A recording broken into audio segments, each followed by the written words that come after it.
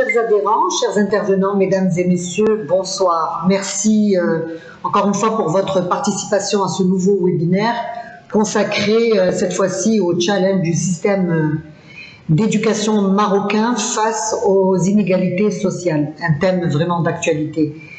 Il y a près d'un an, l'école marocaine allait vivre une très grande première, une pandémie avec laquelle l'obligation de se réinventer pour pouvoir poursuivre sa mission. L'école dite distancielle, c'est un nouveau mot quand même qui est arrivé pendant la pandémie.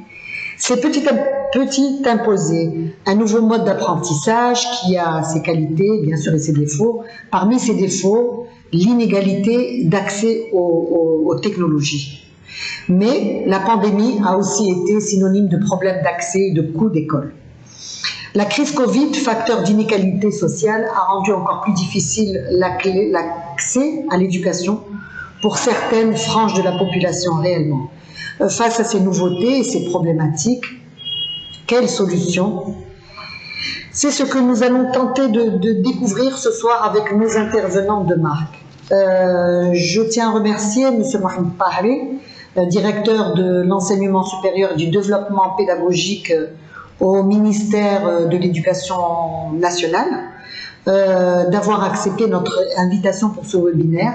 Nous verrons avec vous, M. Pahri, quelles sont les premières leçons que vous tirez de cette crise et quelles sont les initiatives mises en place par le ministère en faveur de l'équité sociale. Merci également à Mme Catherine Thompson, conseillère en éducation au Maghreb, au département du développement international à l'ambassade de Grande-Bretagne. Nous verrons avec vous comment le modèle éducatif britannique face à cette crise et si ce modèle britannique peut aider au développement de la stratégie d'éducation nationale. Mes remerciements vont aussi vers M. Jalal Sharaf, directeur général délégué de la CGEM et président du directoire de l'observation des métiers et des compétences des branches professionnelles. Nous verrons avec vous, M. Sharaf, comment adapter l'éducation et la formation aux besoins de développement après crise. Enfin, je remercie particulièrement Mme Patricia King, Head Mistress au British International School Casablanca. Vous allez parler des acquis de l'école distancielle et des premiers impacts éducatifs du modèle hybride mis en place à la British International School de Casablanca. Bref, je pense qu'un webinaire qui promet d'être très enrichissant. Je me permets juste de partager avec vous ce qu'avait dit Albert Einstein. Il disait en fait que l'enseignement devrait être tel que ce qui est offert soit perçu comme un cadeau précieux et non pas comme une tâche difficile. Donc, je vous rappelle que ce webinaire est aussi le vôtre. N'hésitez pas à nous écrire pour vous poser vos questions, pour nous poser vos questions. Avant de céder la parole à notre ami Landry Benoît, journaliste et animateur à Atlantic Radio, je tiens à remercier nos fidèles partenaires OCP Group, Spirit Aero Systems, Bank of Africa, Maroclear, Cosumar et British International School pour leur soutien indéfectible. Je vous souhaite un excellent webinaire et n'hésitez pas à nous recontacter. Merci.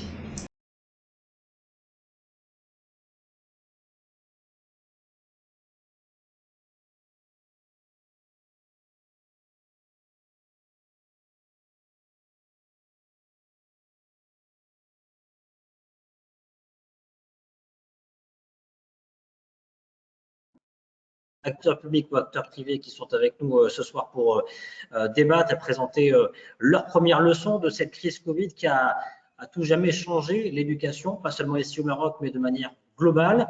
On a assisté à l'émergence de l'éducation à distance, peut-être du modèle hybride qui va de plus en plus s'inviter à l'avenir dans ce monde post-Covid.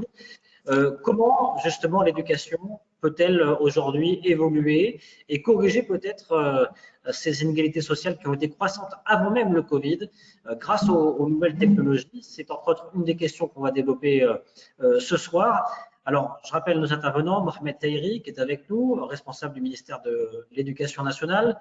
Vous êtes le directeur de l'enseignement supérieur et du développement pédagogique au ministère de l'Éducation nationale. Bonsoir, merci d'être avec nous. Bonsoir Benoît, bonsoir tout le monde, c'est un grand plaisir, merci pour l'invitation. Merci à vous. Catherine Thompson est également avec nous. Hello, bonsoir. Bonjour, bonsoir. Vous êtes la conseillère donc en éducation au Maghreb, au département de développement international à l'ambassade de Grande-Bretagne. On verra avec vous dans quelques instants, juste après Monsieur Mohamed Tahiri, quel modèle britannique justement pourrait aider au développement de la stratégie d'éducation nationale et puis comment diminuer la disparité sociale, avoir une éducation accessible à tous. Monsieur Jelal Tarif également avec nous. Bonsoir. Bonsoir. Un plaisir de vous retrouver. Vous êtes le directeur général de la CGM, président du directoire de l'Observatoire des métiers et des compétences des branches professionnelles. On parlera avec vous formation professionnelle, bien entendu, mais pas uniquement. Comment mettre en place un système d'éducation qui soit tout simplement plus son adéquation avec le marché du travail, avec peut-être une innovation, une révolution de l'éducation nationale post-Covid. Et puis Patricia King, qui est également avec nous, nouvelle directrice de la chambre britannique, j'allais dire, non, de l'école internationale britannique de Casablanca. Bonsoir. Bonsoir tout le monde. Bonsoir, monsieur Merci Ladry. d'avoir accepté notre invitation. Vous êtes donc, je le disais, la head mistress de la British International School of Casablanca, et on verra avec vous bien quel peut-être avantage peut apporter l'éducation à distance et ce que met en place également l'école britannique internationale de Casablanca pour pouvoir faciliter tout simplement l'accès à l'éducation nationale, à une éducation de qualité, pardon, ici au Maroc. Mohamed Tahiri, on va donc commencer avec vous. Merci. Oui. La tâche vous revient. Alors, j'avais une première question toute simple et à la fois complexe parce que c'est vrai que cette crise du Covid, elle est encore toute récente, même si on a l'impression que presque 5 ans sont passés. Quelle première leçon vous tirez personnellement de cette crise Covid et de cette crise pour le monde éducatif et quel challenge selon vous? Bien, merci beaucoup. Donc, le secteur de l'éducation, il faut d'abord le mentionner. Le secteur de l'éducation et de la formation a été parmi les secteurs les plus concernés par la crise, dans la mesure où il implique une population importante de jeunes. Évidemment, et comme vous le savez, les jeunes ont été en quelque sorte les vecteurs de Covid et par conséquent, c'était nécessaire finalement d'arrêter et de passer au mode distanciel. Donc, c'était quelque chose qui était imposé, c'était quelque chose pour lequel on n'était pas préparé, mais grâce donc à la contribution de tout un chacun, on a pu quand même assurer cette continuité pédagogique avec, bien sûr, les limites d'un système qu'on avait expérimenté pour la première fois. Alors, les premières leçons, c'est d'abord que l'utilisation des nouvelles technologies ont été salutaires pour assurer la continuité pédagogique. Parce que s'il n'y avait pas ces possibilités d'enseignement à distance, comment aurait-on pu assurer cette continuité pédagogique? La deuxième leçon, c'est quand même une certaine résilience du système, dans la mesure où on a pu répondre rapidement, sans pratiquement d'interruption. Et là, il faut rendre hommage à tous les partenaires, toutes les composants du système, les enseignants, les administratifs, les services centraux, mais également les apprenants eux-mêmes et leurs familles. Il faut dire que ce choc a permis quand même de faire ressortir tout ce qu'on a vient de ce système, du système éducatif marocain. La troisième leçon, c'est la contribution de la recherche et l'innovation des établissements d'enseignement supérieur à la gestion de la crise du Covid, parce que beaucoup d'efforts d'invention ont été faits. Il y avait des masques qui ont été mis au point, il y avait des systèmes respiratoires, il y avait aussi des systèmes de suivi de la contamination du coronavirus. Il y avait les universitaires ont été très impliqués, donc au niveau de conférences qu'ils ont fait, des mises au point médiatiques, sans oublier bien entendu l'apport très important des facultés de médecine et de pharmacie à différents niveaux. Donc, alors évidemment, les défis ont été multiples aussi. D'abord, le manque de préparation et un certain retard dans l'utilisation des nouvelles technologies de l'enseignement à distance, parce qu'il faut dire que l'enseignement à distance, c'est pas quelque chose qui date d'aujourd'hui, c'est quelque chose qui est mis au point dans beaucoup d'établissements, dans beaucoup de pays, donc à différents niveaux.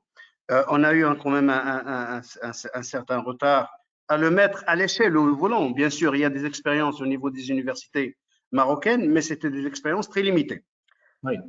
Le deuxième challenge, c'était le problème des évaluations. Donc, on avait assuré la continuité pédagogique, pas de problème, mais quand il s'agissait de faire les évaluations, évidemment, ça n'a pas été facile. Et par conséquent, on a dû retarder les examens, par exemple, au niveau des facultés jusqu'au mois de septembre. Malheureusement, le mois de septembre, la situation était encore beaucoup plus grave que ce qu'on avait finalement en juillet. Et par conséquent, on était obligé donc de nous ingénier pour pouvoir passer les examens, de les décentraliser sur tout le territoire national. L'autre challenge, vous avez déjà, M. Bounoua, vous avez fait allusion à ça, c'est les problématiques d'équité, disponibilité des moyens de tablettes pour certaines franges de la société, des problèmes de connexion, de couverture donc d'Internet, du débit Internet, du coût d'accès à l'Internet. Donc, tout ça, ce sont des problèmes donc, qui se sont posés, évidemment. Alors, on a essayé, donc, je vais en parler par après, de pouvoir, donc, si vous voulez, atténuer l'impact de ces problèmes. Mais ça, ce sont des leçons à tirer pour pouvoir faire ce qui doit être fait pour justement assurer cette équité. Parce que l'enseignement à distance, j'y reviendrai par après, ce n'est pas quelque chose, à mon avis, qui est conjoncturel. C'est quelque chose qui sera avec nous parce que c'est un levier aussi justement de pouvoir assurer un enseignement équitable, de qualité à tout le monde. Je crois que c'est un levier à condition, bien sûr, que les moyens qu'il faudra mettre en œuvre soient mis en œuvre. Voilà. Bien entendu. Mais c'est vrai qu'on a une solidarité de la part des opérateurs télécoms qui ont, on le rappelle, donné accès gratuitement aux élèves au système mis en place par le ministère de l'Éducation nationale, aux plateformes mises en place par le ministère de l'Éducation nationale. Exactement, ça a été fait. Ça a été fait, bien sûr, la limitation a été, les étudiants n'avaient accès qu'aux sites institutionnels et qui sont sur des serveurs nationaux, pour des raisons tout à fait évidentes. Bien entendu. Alors, l'école à distance, c'est vrai qu'elle s'est imposée du jour au lendemain. On se rappelle de ce fameux vendredi 20 mars, il y a presque un an, où le confinement entre en application. Ça laisse 48 heures pour l'ensemble du système éducatif pour s'adapter. Près d'un an après, justement, Mohamed Tahiri, quel premier bilan vous en faites de cette école à distance, vous? Eh bien, le bilan, d'abord, il faut signaler une chose, c'est que l'enseignement à distance, comme je vous ai dit, il figurait parmi les leviers préconisés pour contribuer à l'objectif stratégique d'offrir un enseignement de qualité de manière équitable.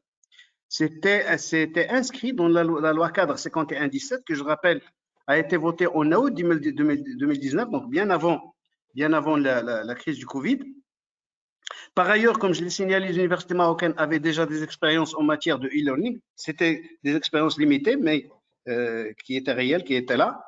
Alors, ce qu'a fait la pandémie, c'était d'agir comme catalyseur en quelque sorte. Et là, plusieurs acquis, on a pu donc avoir plusieurs acquis à travers cette expérience. Le premier acquis, c'est ce saut psychologique pour beaucoup d'enseignants. Beaucoup d'enseignants, évidemment, ils étaient contraints et ils ont fait ce saut psychologique, si vous voulez. Donc, ça c'était la première chose. La deuxième chose, c'est la découverte de nouvelles façons de faire. Pas uniquement au niveau de l'enseignement, mais également au niveau de la gestion du quotidien, au niveau des réunions, etc. Même nous, au niveau du ministère, au niveau central, on a quand même découvert que parfois, on pouvait faire certaines réunions à distance sans déplacer les gens, évidemment, et ça donne beaucoup de flexibilité.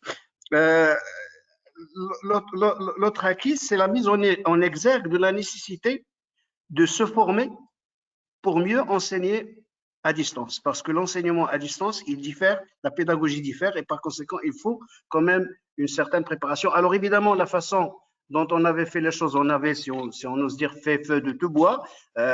Parfois, ça se limitait uniquement à envoyer aux étudiants des PowerPoint, des PDF, etc. Mais bien sûr, cette façon de faire, bien sûr, manque d'interactivité avec les étudiants, et par conséquent, il a fallu donc utiliser des plateformes.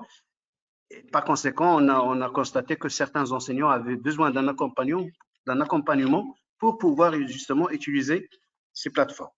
Alors, l'autre bilan, c'était en matière de production. Donc, il ne faut pas oublier qu'on avait produit quand même pas mal de ressources numériques pendant cette période, plus de 100 000 ressources numériques sous différentes formes.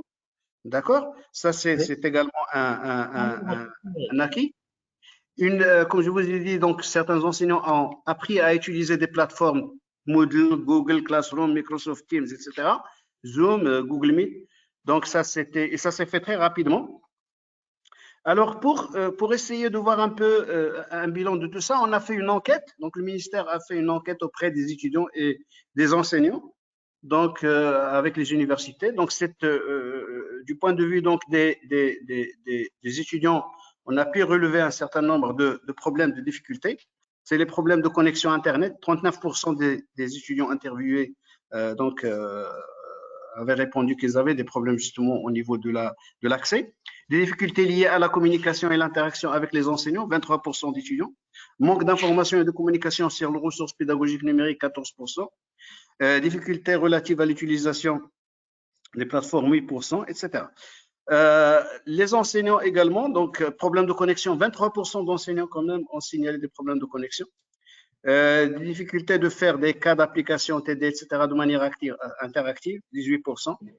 Organisation des évaluations à distance, ça c'est effectivement une question très très épineuse. Comment donc faire un enseignement, comment faire une évaluation à distance et en même temps assurer son intégrité. Donc ça c'était une question qui était très très posée. Alors pour les perspectives de développement de l'enseignement à distance, il y a d'abord un effort à faire sur le plan réglementaire. Il faut avoir des textes parce que pour pouvoir institutionnaliser l'enseignement à distance, tel que la loi cadre 51-17 le voulait, il faut des textes réglementaires. Sur le plan infrastructure aussi, il faut donc upgrader, il faut améliorer ce qu'on a comme infrastructure. La production des ressources pédagogiques de qualité, d'accord. Là, il faut faire un effort évidemment pour pouvoir produire des ressources qui soient de qualité. La formation du personnel technique. L'accompagnement des enseignants, comme j'ai dit, donc pour pouvoir faire bon usage de la pédagogie de l'enseignement en ligne. Il faut aussi motiver les enseignants pour que cela puisse se faire parce que, contrairement à ce qu'on peut penser, si on veut faire un bon enseignement en ligne, ça consomme beaucoup de temps et beaucoup d'efforts. Institutionnaliser la certification et la certification en ligne. Institutionnaliser la certification, si vous voulez, de la capacité de donner des cours en ligne, mettre en œuvre des mécanismes pour encourager les enseignants à s'investir dans l'enseignement en ligne en comptabilisant l'effort fourni au niveau de la charge horaire, etc. On a aussi également donc en matière de bilan une coopération on a quand même été très actifs en matière de coopération, notamment avec l'ambassade des États-Unis, le British Council, la Banque mondiale, puisqu'on a pu profiter donc grâce à leur concours de pas mal de webinaires justement qui touchent à différents aspects de l'enseignement en ligne. Une bibliothèque numérique également du Royaume-Uni destinée particulièrement aux jeunes étudiants marocains. Il a été lancé mardi 9 juin 2020 à Rabat. Le British Council en a signé une convention de coopération portant sur l'enseignement à distance des langues et notamment de la langue anglaise. On a eu également accès, les étudiants ont eu accès à une quarantaine de MOOC de l'École polytechnique fédérale de Lausanne grâce à une convention tripartite avec l'Université Mohamed VI Polytechnique. Et puis, la signature d'une grande convention qui va nous aider beaucoup dans la mise en œuvre d'infrastructures au niveau des universités. C'est avec la Fondation OCP et l'Université Mohamed VI. Donc, pour pouvoir équiper les universités de studios d'enregistrement et de production de ressources en ligne. Donc, tout ça, si vous voulez, c'est grâce finalement à cette crise qui nous a donc, qui a obligé tout le monde, chacun à y mettre du sien pour pouvoir finalement aller de l'avant avec cet enseignement à distance. Alors, Mohamed Tahiri, c'est vrai que vous êtes le directeur, je rappelle, de l'enseignement supérieur et du développement pédagogique au ministère de l'Éducation nationale. Justement, concernant l'enseignement supérieur, est-ce que cette crise Covid, pour vous, c'est un facteur d'opportunité pour réinventer l'université marocaine et son accès aux différentes couches sociales? Comme je vous ai dit, l'enseignement à distance, bien avant la crise, s'était déjà inscrit comme un levier justement pour pouvoir fournir un enseignement de qualité et de manière équitable. Parce que n'oublions pas que la stratégie, la vision stratégique 2015-2030 du Conseil supérieur, justement son motto, son objectif principal, c'était un enseignement de qualité pour tout le monde. Et l'enseignement à distance était un levier de faire cela. Pourquoi? Parce que justement, ça permet de gérer la massification de l'enseignement. Donc, il faut dire que le nombre d'étudiants a énormément augmenté pendant les 10 dernières années. Pratiquement, le nombre d'étudiants a doublé. Il faut dire aussi que l'enseignement à distance a cette flexibilité de pouvoir dépasser les contraintes géographiques. Un étudiant, par exemple, à Agadir, peut profiter d'un bon cours qui est produit à Oujda grâce à l'enseignement à distance. Donc, ça, ce sont, si vous voulez, et aussi ce qui est vraiment très, très important, c'est que l'enseignement à distance, avec sa pédagogie, il va, si vous voulez, de pair avec cette volonté de former des gens qui sont autonomes. Il ne faut pas oublier que maintenant, l'information, il est disponible. L'enseignant n'est pas la source de l'information. L'enseignant doit être accompagnateur de l'étudiant pour qu'il puisse mieux utiliser l'information, l'analyser, l'utiliser à bon escient. Et donc, le rôle de l'enseignant va changer et le rôle de l'utilisation du temps en présentiel va changer. Maintenant, il y a beaucoup de choses qui doivent être faites en distanciel et laisser le temps présentiel pour vraiment accompagner l'étudiant, pour développer chez l'étudiant cette autonomie, cette capacité d'apprendre à apprendre. Pourquoi? Parce qu'on est sur des sables mouvants. On est sur des sables mouvants dans la mesure où les métiers pour lesquels on est en train de préparer ces jeunes maintenant, peut-être on ne les connaît pas maintenant. Et donc, ces étudiants vont évoluer dans un nouvel environnement. Donc, qu'est-ce qui va rester? Qu'est-ce qu'on doit leur apprendre? C'est apprendre à apprendre. Et ça, l'enseignement à distance, il permet de le faire parce que tout ce qui est statique, tout ce qui est passage d'informations, etc., ça, c'est quelque chose qu'on peut faire via Internet. Bien sûr, pour le faire, il faudrait qu'on puisse disposer de l'infrastructure qu'il faut. Il faut que l'étudiant ait la connectivité qu'il faut, etc. Donc, à mon avis, tout le monde parle maintenant que l'université de demain, ce n'est pas l'université d'aujourd'hui. Et là, vraiment, cette crise de Covid, comme j'ai dit, il a en quelque sorte catalysé, il nous a poussé à aller beaucoup plus vite, finalement, dans cette optique d'intégrer justement l'enseignement à distance. Encore une fois, ça ne va pas nous dispenser de l'enseignement présentiel, ça ne va pas nous dispenser, de former de bons enseignants. L'enseignant restera toujours la pièce maîtresse du système, mais son rôle va changer et l'utilisation du temps présentiel doit radicalement changer. Vous l'avez dit, Mohamed Taheri, c'est vrai que cette crise est aussi facteur malheureusement d'appauvrissement, je vais y arriver, et de situations sociales qui ont été délicates, qui restent encore toujours délicates. Selon vous, quelle solution pour l'accès à l'éducation pour tous? Alors, la solution, comme je dis, on a été très conscient et effectivement, les sondages qu'on avait fait donc confirmaient que effectivement la disparité dans les moyens d'accès, dans les moyens même les laptops, les tablettes, etc. Ça, si vous voulez, c'est un élément de différenciation, de disparité. Et par conséquent, on a essayé, si vous voulez, de remédier à ça. D'abord parce qu'on avait fait avec l'accord qu'on avait avec les opérateurs, mais aussi parce qu'on a utilisé la radio et la télévision pour dispenser un certain nombre de cours. Mais ça, ce n'est pas des solutions à long terme.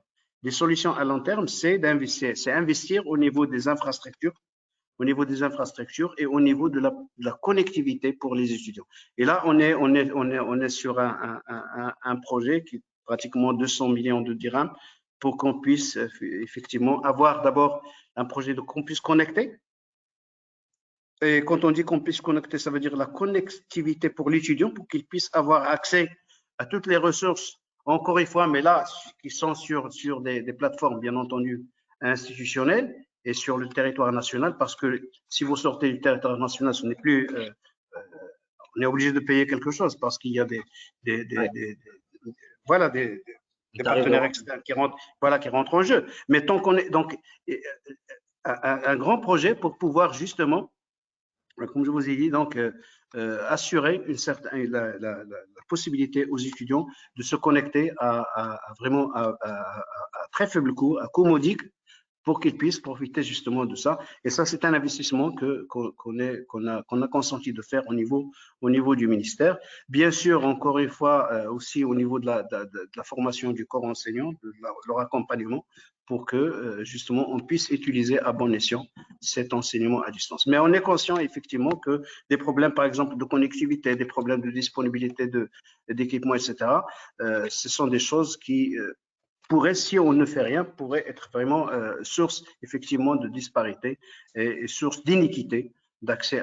Et c'est pas ce qu'on veut. On veut que l'enseignement à distance soit un facteur justement de pouvoir avoir plus d'équité et plus de flexibilité au niveau donc de l'accès à l'enseignement en faisant fi, comme j'ai dit, donc des contraintes géographiques, etc. Bien sûr, il y a aussi un effort à faire au niveau national pour pouvoir pour ne pas avoir de zone où il n'y a pas d'Internet, évidemment. Mais je crois que l'effort que le pays est en train de faire, je crois que ça va dans le bon sens. Et là, ce n'est pas uniquement la responsabilité unique du ministère. Je crois que toutes les parties, les opérateurs doivent aussi contribuer. Toute la société doit contribuer pour pouvoir finalement, effectivement, assurer cette équité d'accès à Internet, accès à avoir la connectivité qu'il faut, avec le débit qu'il faut, pour que les étudiants, effectivement, puissent profiter donc de tout ce qu'on va mettre en matière de ressources pédagogiques et en matière de possibilités d'apprentissage. Et d'offrir un enseignement de qualité à l'ensemble des étudiants sur le territoire national. Mohamed Tahiri, ce projet de campus connecté pour tous à 200 millions de dirhams, c'est un projet déjà mis en place ou qui sera mis en place progressivement à partir de cette année? Donc la décision a été prise et on va commencer donc les marchés. Donc il y aura une ouverture un lancement de marché très très bientôt. Donc ça c'est quelque chose qui est décidé et pour qu'il puisse donc être mis en œuvre. Très bien. Je voudrais qu'on parle également, Mohamed Tahiri, de cet accord d'association Maroc-Royaume-Uni, on le rappelle, signé en octobre 2019. Quelle place justement occupe l'éducation dans cet accord d'association? Eh bien, effectivement, donc le secteur de l'éducation, donc il occupe une place de choix dans l'agenda des relations maroco-britanniques. Alors au niveau de l'enseignement supérieur, on a déjà créé une commission mixte maroco-britannique de l'enseignement supérieur et de la recherche scientifique. Il a été créé, il a tenu sa première réunion à Londres le 22 janvier 2020. La deuxième réunion, on allait la voir en présentiel donc au Maroc, mais Covid est passé par là et par conséquent, on a été obligé de la faire par visioconférence le 15 juillet 2020. Alors, plusieurs volets de coopération ont été identifiés et des sous-commissions ont été créées pour faire le suivi. Il s'agit de la mobilité des étudiants et l'éducation transnationale. La gouvernance et l'assurance qualité, notamment pour renforcer l'agence marocaine d'assurance qualité parce que l'agence britannique d'assurance qualité a une longue expérience donc en la matière.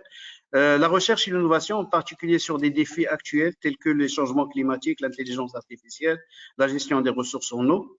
Le développement pédagogique et la réforme pédagogique parce qu'il y a un grand projet de réforme, donc de refonte du cycle licence en introduisant un cycle bachelor. Et là, évidemment, donc, la coopération maroco-britannique nous sera d'une grande utilité et également l'introduction et l'utilisation de plus en plus de l'anglais comme langue d'enseignement, pas uniquement comme langue, mais comme langue d'enseignement parce que tout le monde maintenant est convaincu que la langue anglaise, la maîtrise, si vous voulez, de la langue anglaise est une clé, une source d'accès aussi, d'accès à toute cette riche ressource qu'on a par exemple sur le net. Si vous allez sur le net, évidemment, beaucoup de ressources sont en anglais. Bien sûr. Des ressources PDF, des ressources audio, des cours, etc. Et je crois que la maîtrise de la langue anglaise s'impose de plus en plus.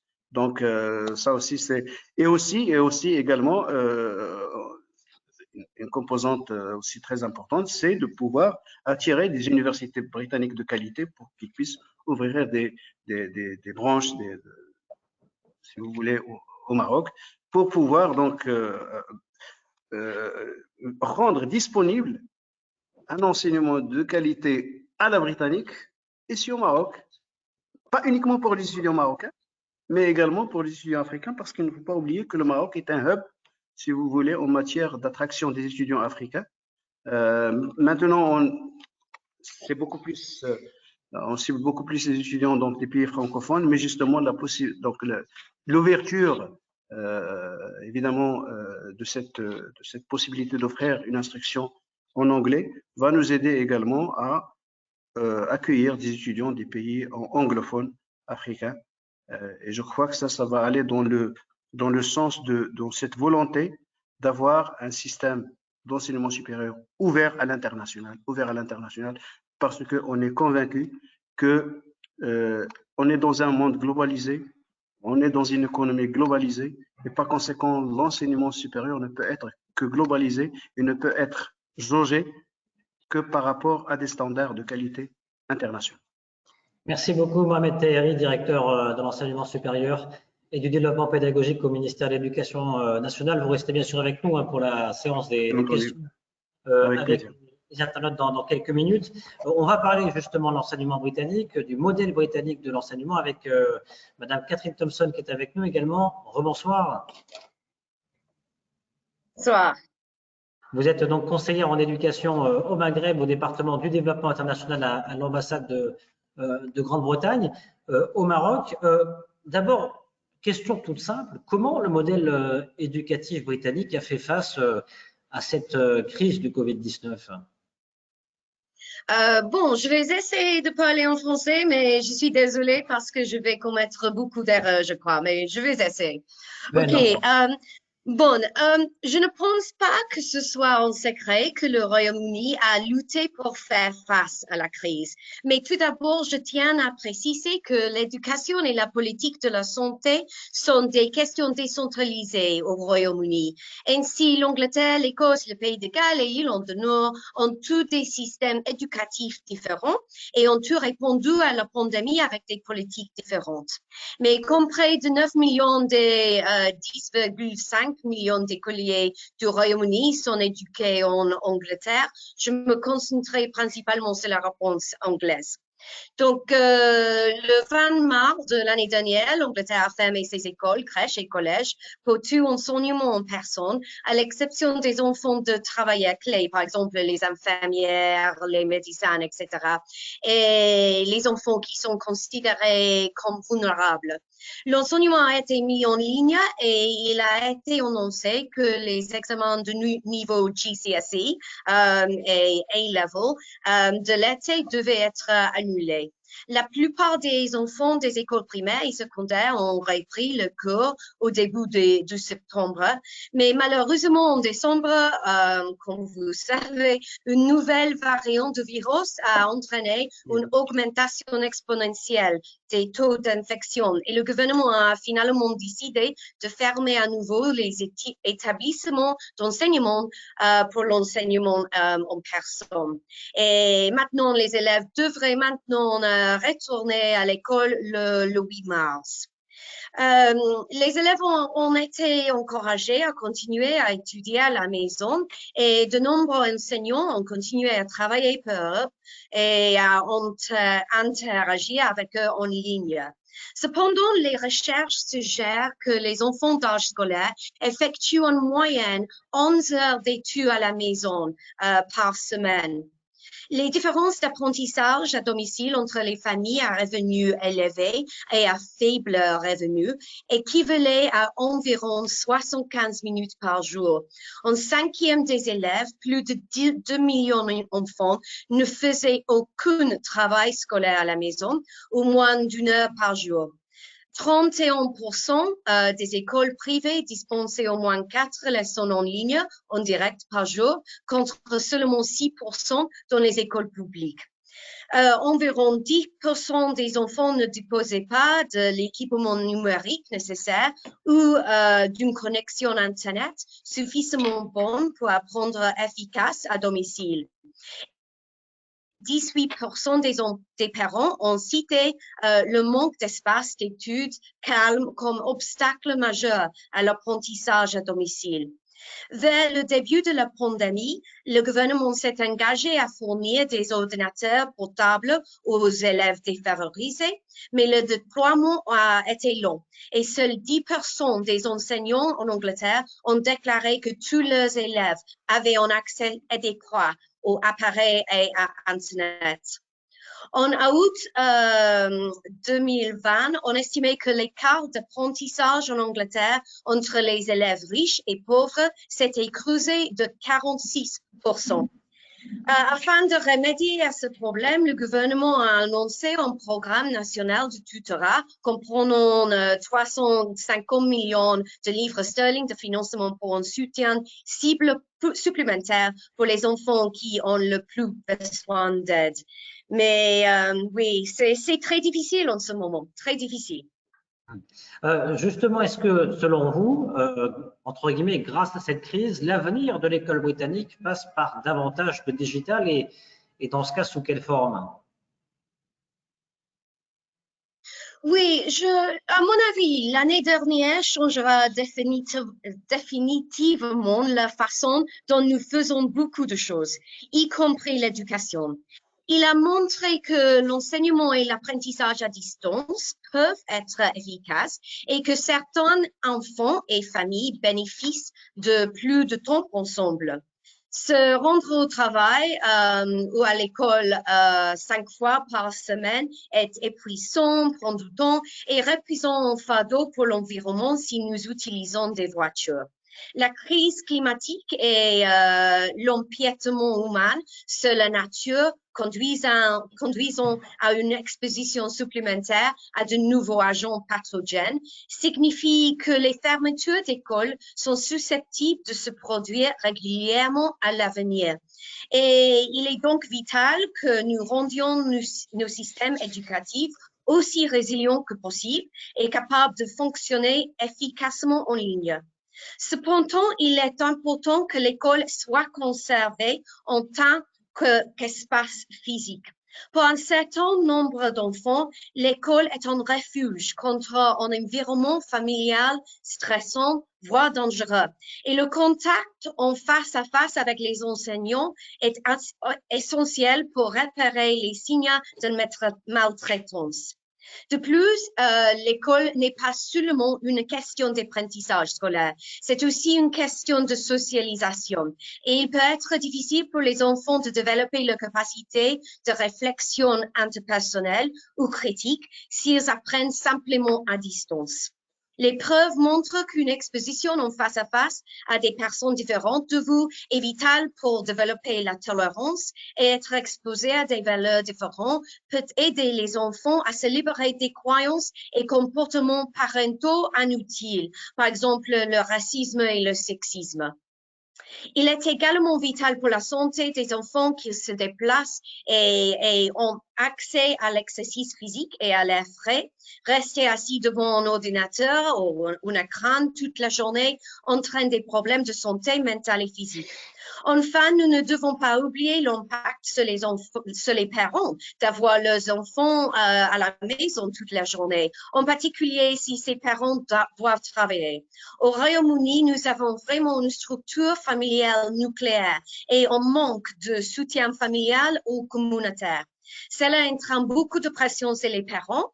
34% des mères au Royaume-Uni ont affirmé que l'enseignement à domicile a affecté négativement le bien-être. Je pense donc que l'avenir de l'éducation doit être mixte, mais avec d'importantes garanties. Premièrement, nous devons nous assurer que nous combinons la fracture numérique et que tous les enfants ont accès aux outils dont ils ont besoin pour apprendre efficacement en ligne. Deuxièmement, chaque école devrait offrir une gamme de modèles mixtes. Si un enfant doit aller à l'école 5 jours par semaine parce que son environnement familial n'est pas propice à l'apprentissage, alors cela doit être une option. De même, si un enfant a des besoins de santé mentale ou physique, qui signifie que l'enseignement à domicile fonctionne mieux pour elle, cela devrait également être pris en compte. Catherine Thompson. Pour la plupart des élèves, je prévois un modèle où la fréquentation où la fréquentation scolaire physique diminue de plus en plus avec l'âge de niveau du secondaire. Oui, c'est ça. Je voulais vous poser la question, parce que c'est vrai qu'on en parlait avec Mohamed Taheri il y a quelques instants. Selon vous, est-ce que le modèle britannique peut aider au développement de la stratégie éducative nationale ici au Maroc? Et si oui, comment? Oui, premièrement, il est important de dire qu'aucun système éducatif n'est parfait. Les 4 systèmes éducatifs du Royaume-Uni présentent de nombreux défauts et certaines décisions douteuses ont été prises ces dernières années au sujet du programme et de la gouvernance des écoles. Deuxièmement, lorsque nous examinons les systèmes éducatifs au Maroc et au Royaume-Uni, nous ne comparons pas les mêmes choses. Le Royaume-Uni a un accès universel à l'éducation depuis de nombreuses décennies, contrairement au Maroc. Il a donc eu longtemps pour développer ses structures et ses processus et apprendre de ses erreurs en cours de route. Troisièmement, le modèle britannique pourrait apprendre beaucoup du Maroc. Par exemple, la réponse du Maroc aux défis éducatifs posés par la pandémie a sans doute été beaucoup plus décisive que celle du Royaume-Uni. Et j'ai vu d'incroyables exemples de pratiques pédagogiques lors de mes visites dans les écoles marocaines ces dernières années. Cependant, le système éducatif marocain est confronté à un certain nombre de défis, notamment en ce qui concerne le maintien des enfants à l'école secondaire et l'amélioration des résultats de l'apprentissage. Seuls 30% environ des enfants de zone rurale atteignent le niveau de l'enseignement moyen et 18 seulement des filles des zones rurales terminent le secondaire. En ce qui concerne les résultats d'apprentissage en octobre 2019, il a été signalé que 66% des enfants de 10 ans au Maroc ne sont pas capables de lire un texte simple, contre 3% des enfants de 10 ans au Royaume-Uni. Étant donné les différents contextes, il est difficile de recommander des éléments spécifiques du système britannique qui pourraient être adoptés à bon escient au Maroc, de sorte que mes suggestions suivantes s'accompagnent de nombreuses mises en garde. Premièrement, la qualité de l'enseignement est le facteur le plus important de l'apprentissage d'un enfant. Il est essentiel que l'enseignement attire les meilleurs candidats, qu'ils reçoivent la meilleure formation et que les enseignants existants soient incités à continuer à améliorer leurs pratiques pédagogiques et à améliorer les résultats d'apprentissage de leurs élèves. Ces incitations incluent à la fois les carottes et les bâtons. Les questions clés sont les suivantes. Comment les enseignants sont-ils reconnus et récompensés si les résultats d'apprentissage de leurs élèves s'améliorent relativement? Et quelles sont les conséquences pour eux s'ils ne réussissent pas correctement? Comment les résultats d'apprentissage sont-ils surveillés? Après tout, ce que nous mesurons, c'est ce qui nous importe. Et comment la responsabilité est-elle intégrée au système? Ce que fait le Royaume-Uni et qui pourrait peut-être être utilement copié par le Maroc, ce sont nos systèmes de gouvernance scolaire. Les chefs d'établissement étant responsables de la qualité de l'enseignement dans leur école. Au Maroc, le rôle des chefs d'établissement tend à être plus administratif. Les inspecteurs surveillent la qualité de l'enseignement. Mais même si j'ai rencontré de nombreux inspecteurs fantastiques au Maroc, ils disent tous qu'ils sont responsables d'un trop grand nombre d'enseignants, ce qui signifie qu'ils n'observent différemment leur enseignement. Il est beaucoup plus facile pour un chef d'établissement qui est physiquement basé à l'école d'entreprendre un contrôle continu de la qualité de l'enseignement. Deuxièmement, la pédagogie elle-même. Dans les écoles britanniques, les cours ont tendance à être beaucoup plus centrés sur l'élève et axés sur l'activité, plutôt que sur la créer la parole. En Angleterre, nous disons chalk and talk. Une telle pédagogie augmente l'autonomie d'apprentissage et les compétences cognitives de niveau supérieur. C'est donc certainement quelque chose à faire pour former les enseignants marocains. Cependant, il est important que le système encourage un tel apprentissage. Les enseignants ne changeront pas leur méthode si les enfants continuent à devoir passer des examens à enjeux élevés basés sur la mémorisation des faits. Il est beaucoup plus efficace d'avoir un mélange de cours et d'examens qui encourage la pensée critique et une compréhension approfondie des concepts plutôt que le rappel factuel. Et la transparence autour de ces résultats encouragerait alors les parents et les communautés à comparer les performances des écoles et créerait une saine concurrence pour continuer à améliorer les résultats d'apprentissage. Catherine Thompson, comment, selon vous, diminuer les disparités sociales et avoir une éducation accessible pour tous? Bon, l'inégalité sociale dans l'éducation est un gros problème pour le Royaume-Uni et le Maroc. Sur les 41 pays les plus riches du monde, le Royaume-Uni se classe 16e parmi les premières en termes d'inégalité éducative pour les élèves du secondaire et 23e pour ceux de primaire. Assez choquant pour la 5e économie mondiale. Au Maroc, il y a eu une prolifération d'écoles privées dans les années récentes qui menacent l'équité. Les écoles privées ayant la réputation d'avoir de meilleures notes que les écoles publiques. La pauvreté croissante due à COVID-19 rendra également plus difficile pour de nombreux élèves le retour à l'école. La réduction de ces disparités est vitale, car la pauvreté relative rend les sociétés beaucoup plus fragiles et mécontentes que la pauvreté absolue, tant que ce niveau de pauvreté absolue est à un niveau où les gens peuvent avoir leurs besoins physiques pris en charge. Compte tenu de trous dans les finances publiques laissés par le COVID-19, le meilleur moyen de réduire les disparités est de mettre en place un système fiscal équitable qui taxe correctement les riches. Dans un rapport récent, Oxfam International a déclaré que la richesse globale des milliardaires au Moyen-Orient et en Afrique du Nord a augmenté de 10 milliards de dollars pendant la pandémie, tandis qu'environ 45 millions de personnes ont été poussées dans la pauvreté. L'éducation est un bien public, donc tous les membres de la société devraient en payer le prix. Deuxièmement, nous devons nous assurer que nos mesures ciblent les plus pauvres. Par exemple, des transferts monétaires ou des bons pour permettre aux enfants de familles pauvres de pouvoir se permettre d'aller à l'école.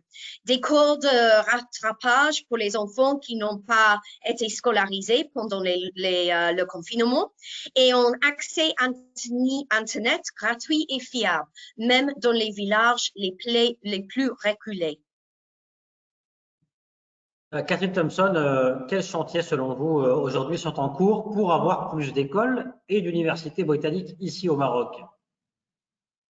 Oui, l'ambassadeur britannique est très enthousiaste pour avoir plus d'écoles britanniques et plus de partenariats universitaires au Maroc. Beaucoup d'entre vous savent que l'ambassade britannique a officiellement accrédité 4 écoles internationales britanniques l'année dernière. The International School of Morocco in Casablanca, London Academy Casablanca, British International School Casablanca, dont nous avons Madame Patricia King aujourd'hui, British Academy School of Marrakech, de Marrakech. Et nous souhaitons vivement encourager l'ouverture d'autres écoles et travaillons actuellement avec le ministère de l'Éducation pour renforcer l'assurance qualité des écoles nouvellement ouvertes. Nous avons également lancé une commission de l'enseignement supérieur anglo-marocaine en janvier 2020 afin d'accroître la collaboration entre nos deux pays dans ce domaine.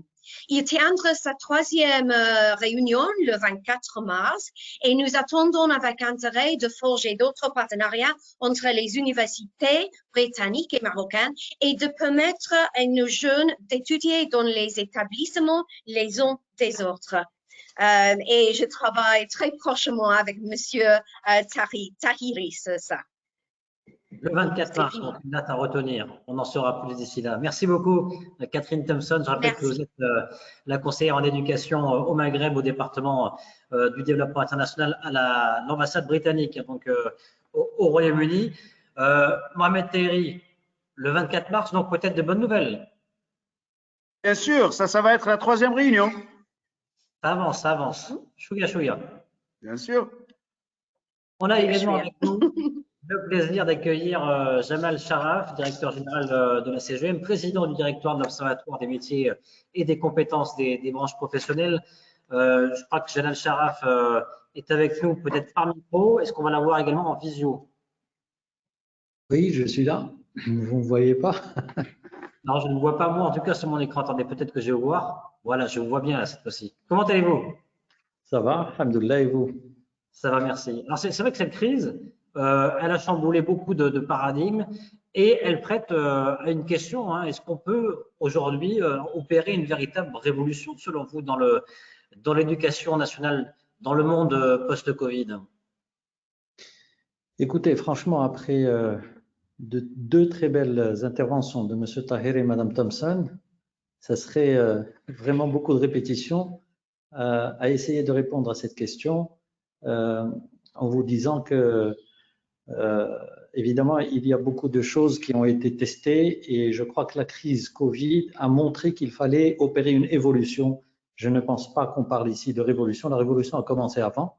Le monde a commencé à changer de manière très grande, même avant le Covid. Je crois que le Covid est venu nous rappeler qu'il fallait en fait opérer les changements plus rapidement que ce qu'on était en train de faire. Je crois que tout ça peut tenir en un seul mot, c'est l'agilité. M. Tahiri a parlé de la réactivité du ministère au Maroc, qui a mis très vite en place beaucoup de choses sur tous les plans. Il a parlé de l'infrastructure, du contenu, du personnel technique, la pédagogie en ligne, c'est une manière de faire. Hein, ce n'est pas du jour au lendemain que les gens enseignent à distance. La certification du contenu en ligne et de la capacité de dispenser une formation en ligne. Et toutes les conventions et les partenaires qui ont été mis en place pour permettre ces changements rapides. Alors, je vous dirais que le Maroc s'est peut-être un peu distingué à l'occasion de ce problème de Covid, de cette crise, en montrant une capacité incroyable à changer vite. On a pu faire des masques. On est en train de gérer la vaccination d'une manière extraordinaire. Le monde entier en parle. Nous avons réussi à faire beaucoup de choses et je crois qu'il s'agit là, dans le domaine, là on est en train de parler du domaine de l'éducation, de notre capacité en tant que pays à agir très vite. Donc l'inertie, quand vous avez de gros systèmes avec de grosses inerties derrière, quand il y a un changement qui vient, ben là il a été au niveau planétaire, eh bien, comment est-ce que vous changez de géométrie pour être capable de répondre vite? Je crois que le Maroc a peut-être, par manque d'inertie, on a vu quand même l'avantage de ne pas avoir des choses aussi lourdes qui ont permis de très vite se mettre debout et répondre. Être capable d'aller en ligne aussi massivement au Maroc. J'ai entendu, pas que M. Tahiri qui représente le ministère, mais aussi des utilisateurs, beaucoup de gens Et je crois que là, ça nous a montré quand même quelque chose par la nécessité d'assurer la continuité pédagogique par le distanciel, parce qu'il y avait la crise, le Covid. On s'est rendu compte justement de ce que permettait cette technique dans la problématique de la réduction des inégalités dont on parle dans ce séminaire, dans ce webinaire. Et donc là, on se rend compte encore plus que par la théorie de la capacité à toucher plus de gens et donc à réduire plus d'inégalités. Je crois que le Covid a été une très grande, bien sûr c'était un problème, une crise, mais c'est une très grande occasion et une opportunité phénoménale pour nous montrer toutes les possibilités qu'on explorait de manière minime avant, de mettre plus de gens sur le bateau. Et donc, je crois que là, le monde de l'enseignement a essayé, bon, au début, tout le monde a eu du mal à trouver des solutions, mais le monde de l'éducation aujourd'hui, on a vu que très vite, les élèves étaient devant leurs écrans et l'enseignement avait repris assez vite. Ceci dit, comme l'a expliqué Madame Thompson, la vie communautaire, évidemment, les déplacements des gens, les rencontres, ça a des impacts qui sont néfastes. Nous sommes des êtres, on n'a qu'à lire Sapiens pour s'en rendre compte. Nous sommes des êtres sociaux, nous avons besoin d'interaction, nous avons besoin de voir les autres, de toucher, de voyager. Je ne sais pas pour vous, moi ça fait 1 an que je n'ai pas voyagé, je me sens mal. Mais franchement, c'est pas le distanciel qui m'a remplacé ça, quoi. Je suis à la maison comme tout le monde, je regarde des choses comme Netflix, machin, mais je suis fatigué, je veux voyager, mais on n'y arrive pas à cause du Covid. Et pour l'enseignement et l'éducation, c'est pareil. Je crois que nos enfants, ils ont tous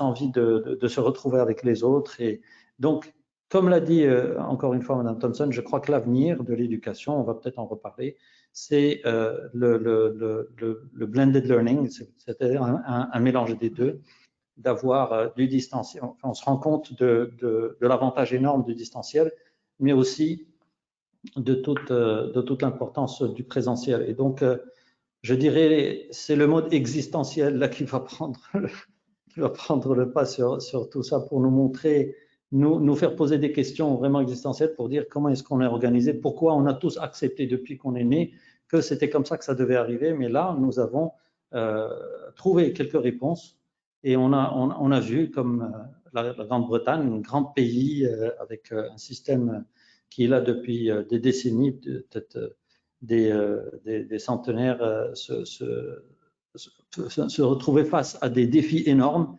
qui sont pratiquement les mêmes pour tous les pays. Et en tout cas, là, on a vu une comparaison entre 2 pays, un pays très avancé et un pays presque développé, enfin en voie de développement. Et on voit bien que les défis n'ont épargné aucun pays. Enfin, tout le monde s'est retrouvé dans les problèmes avec la crise du Covid. Bien entendu. Jalal Sharif, alors c'est vrai que cette crise Covid, elle a agi comme un coup d'accélérateur, on entend bien dans vos propos, et puis comme facteur d'inégalité, on voit bien entendu le chômage des jeunes qui augmente. Comment, selon vous, adapter l'éducation et la formation aux besoins du développement d'après-crise? Très bien. Alors ça, notre réponse, j'aimerais bien qu'on passe les slides parce que j'ai fait quelques slides juste pour aider les personnes à mieux comprendre ce que je raconte. Mais en fait, ce que je voudrais dire, j'ai parlé d'agilité et je crois que c'est vraiment pour moi la vraie problématique. C'est à quel point nous pouvons, malgré ces systèmes qui sont lourds à mettre en place, être agiles et s'adapter très vite à un changement. Là, on a eu le Covid, mais il n'y a pas que ça. On a eu l'Internet, la data, les GAFAM et tout ça qui ont chamboulé notre vie. Et donc, pour être très spécifique, je crois que au-delà des défis que nous voyons dans l'éducation, il faut réduire l'abandon scolaire. Pour la formation professionnelle, il faut améliorer l'adéquation entre formation et emploi. Vous avez là au Maroc beaucoup d'entreprises qui cherchent des jeunes. Ils vous disent « je ne trouve pas ». Et en même temps, vous avez beaucoup de jeunes qui cherchent à travailler et qui vous disent « je ne trouve pas de travail ». C'est quand même un peu fou. L'inadéquation est arrivée à tel point que vous avez des investisseurs qui cherchent des gens et des jeunes qui cherchent des investisseurs. On a l'impression d'avoir un dialogue de sourds. mais on va voir pourquoi c'est arrivé et comment est-ce qu'on peut y remédier. Pour l'enseignement supérieur à la recherche scientifique, je ne vais pas répéter les choses, mais je crois que c'est bien pris en charge par le ministère qui, franchement, de mon modeste point de vue, font un travail exceptionnel depuis l'avènement de la nouvelle loi. Et ce qui est là, c'est une révolution en douce. Il faudrait franchement continuer le travail. Suivant. Donc, alors, pour vous dire très simplement les choses, le marché du travail a des attentes. Que cherchent les entreprises aujourd'hui? Les entreprises sont en compétition entre elles. Cette compétition, cette concurrence sur le marché les pousse à demander une main-d'œuvre compétitive. Et quand je dis compétitive, attention, ce n'est pas moins cher, ce n'est pas le moins cher possible, mais la plus productive possible. Donc, un ouvrier d'une industrie très avancée sera beaucoup plus productif et on le voit dans l'industrie automobile. Parfois, on nous dit non, moi je ne veux pas la voiture qui est fabriquée en Turquie, je veux celle qui est fabriquée en Grande-Bretagne parce qu'on sait que ce n'est pas le même ouvrier, etc. On veut des compétences qui sont prêtes à l'emploi. C'est-à-dire qu'on n'a pas besoin de les former encore et de refaire leur apprentissage pour les compétences. On aimerait bien gagner du temps. Un investisseur qui arrive, il veut aller vite. On veut des individus avec, encore une fois, une grande capacité d'adaptation parce que les choses changent et on n'a pas envie de recruter d'autres. On aimerait bien demander aux mêmes personnes de se réadapter. Et puis, aujourd'hui, on parle de hire for attitude. On veut avoir les bonnes attitudes. On veut avoir des gens qui sont capables de suivre les règles, mais en même temps d'être créatifs et tout ça. On en a parlé un peu tout à l'heure. Je vous ai entendu en parler. Et donc, vous voyez que les attentes qui sont très faciles à comprendre sont réelles aujourd'hui. Et donc, on doit répondre de manière très agile à ces attentes-là. Suivant. Alors, bon, là, je crois que ça a été un peu touché. Les courbes là ont été un peu décalées, mais c'est pas grave, le principe y est. Alors, je voudrais juste expliquer comment le déphasage arrive entre formation et emploi. Alors, si on se met, imaginez que nous sommes au niveau T1 dans le temps et que la courbe verte vous donne le output des compétences, c'est-à-dire l'offre, ce que nous formons. La courbe bleue, c'est la demande du marché, c'est-à-dire la réalité du marché, ce que veulent les entreprises.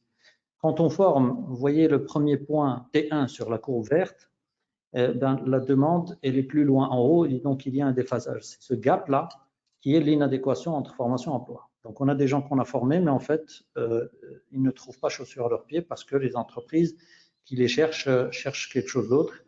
Alors quand on se rend compte de ce besoin-là, le temps, évidemment c'est de l'inertie, hein, la formation, l'éducation, ça ne se fait pas en un claquement de doigts. Le temps de les former, on se retrouve en T2. Eh bien, une fois qu'on est en T2, qu'on a répondu à la demande qui était exprimée en T1, eh bien, cette demande, elle a aussi bougé. Donc, on se retrouve encore avec un autre gap au niveau de T2 entre la nouvelle demande qu'on n'a pas pris en compte et l'offre qui a été faite en T2. Et alors, on continue comme ça et à chaque fois, le gap n'est pas resserré, n'est pas diminué. Donc, l'idée, c'est de faire de la prospective. Je ne sais pas si on peut passer à la suite, peut-être qu'on verra une petite… voilà. On voit une autre courbe jaune qui fait que si on essaie de deviner, bien sûr scientifiquement, de deviner les besoins dans les 5 ans à venir, faire de la prospective, à la lumière de toute la data que nous avons. Et là encore, c'est difficile parce que personne, il y a 2 ans, ne voyait le Covid venir. Donc, si quelqu'un nous disait ouais, il y aura une crise et que voilà comment on va la dépasser, je crois qu'il aurait menti.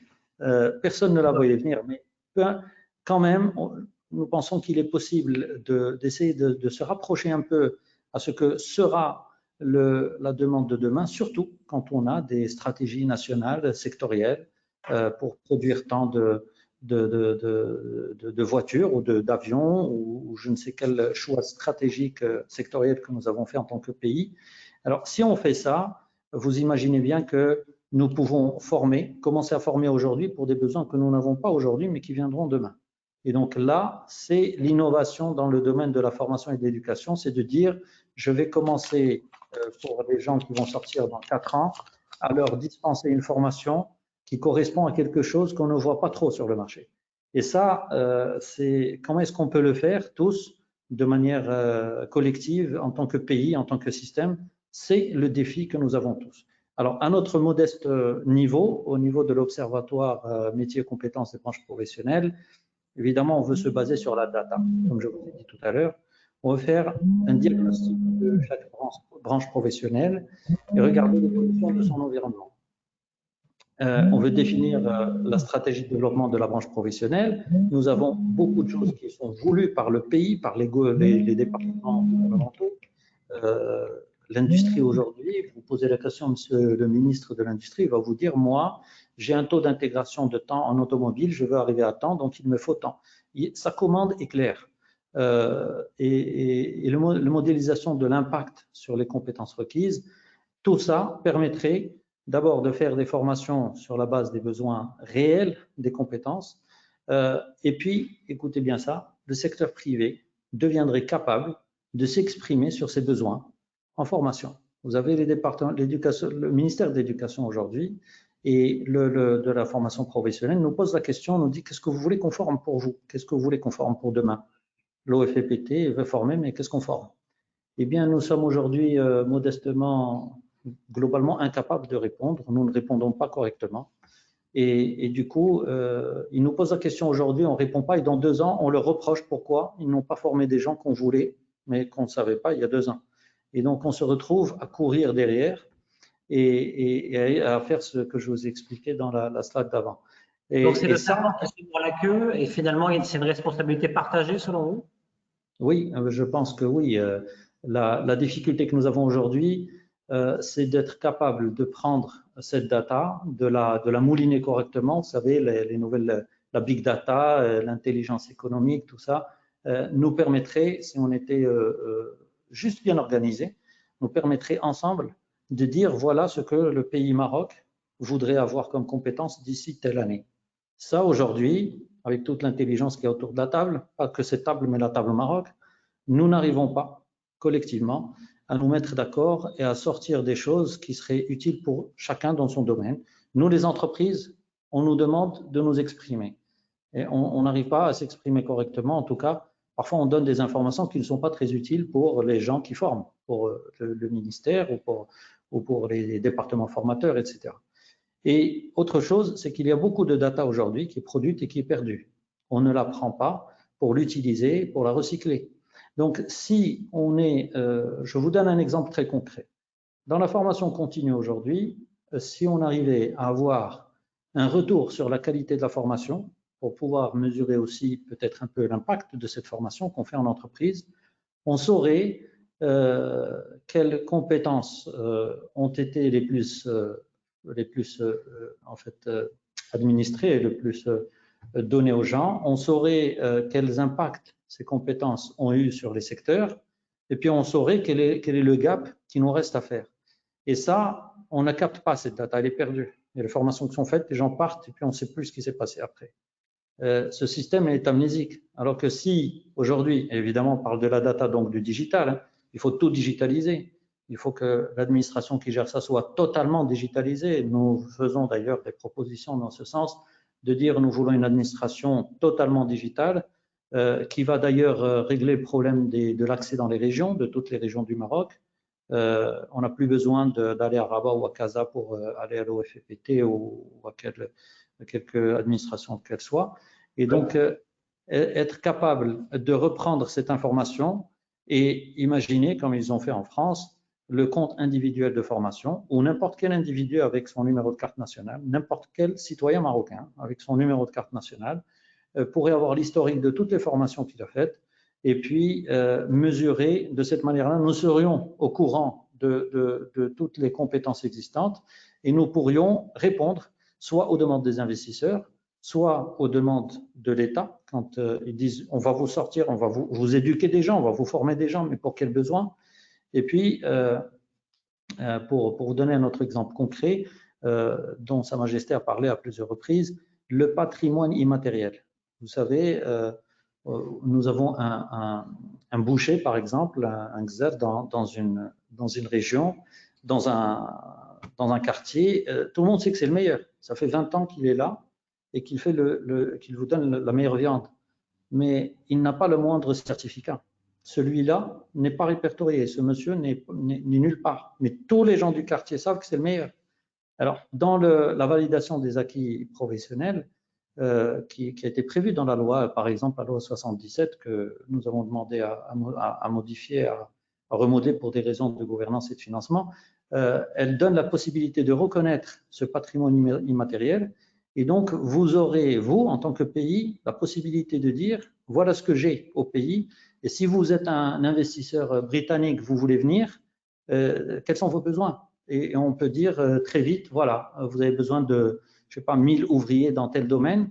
Nous sommes capables de vous les former en tant de mois ou tant d'années, ou nous les avons déjà.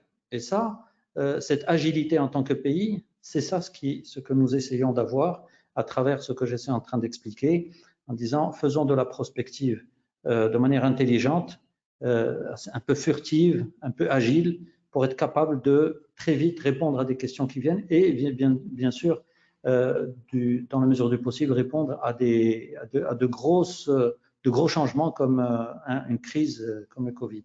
Et je crois qu'il y a une dernière slide.